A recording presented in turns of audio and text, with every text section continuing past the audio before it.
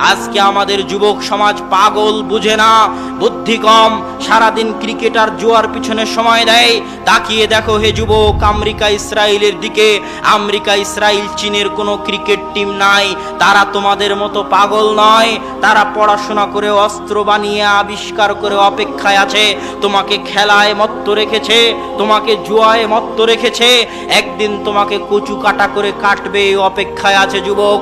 তোমার বুদ্ধি কম, তুমি বুঝতে পারো না। যাও তুমি পদ্মা সেতুতে গিয়ে দেখো, যারা আজ পদ্মায় ইঞ্জিনিয়ার, ম্যানেজার, ডিজাইনার, সবাই চায়না, কোরিয়া থেকে ভাড়া করে আনা। আর মাথায় ইট পাটকেল নিয়ে পাইলের মধ্যে ফেলতেছে যে লেবার, ওই লেবার হচ্ছে বাঙালি, বাংলাদেশি। এত অধপতন কেন?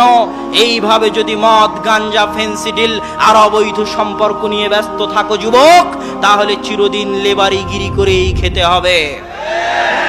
অতএব এখনই সজাগ হতে হবে, আত্মমর্যাদাশীল হতে হবে, নিজেকে দাম দেওয়া শিখতে হবে। দাম দেওয়া কাকে বলে? আত্মমর্যাদা কাকে বলে?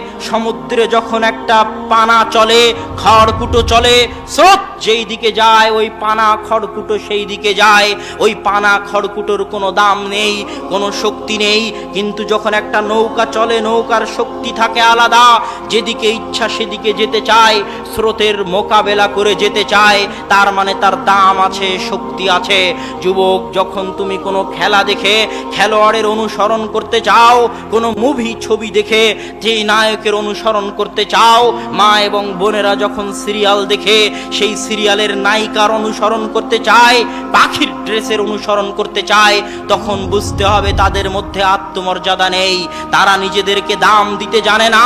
যদি আত্মমর্যাদা থাকতো যুবক, তাহলে ভাবতে, আমি কেন এই খেলোয়াড়, এই নায়কের অনুসরণ করব? আমি তো এমন কাজ করব যেন একদিন এই খেলোয়াড়, এই নায়ক আমার রাসূল মুহাম্মদ সাল্লাল্লাহু আলাইহি ওয়াসাল্লামের অনুসরণ করে। এর নাম ঈমান, এর নাম আত্মমর্যাদা, এর নাম নিজেকে দাম দেওয়া। কিন্তু আমি তোমাদেরকে কিভাবে বুঝাবো যে তোমরা নিজেদেরকে দাম দিতে জানো না, আত্মমর্যাদাশীল হতে জানো না?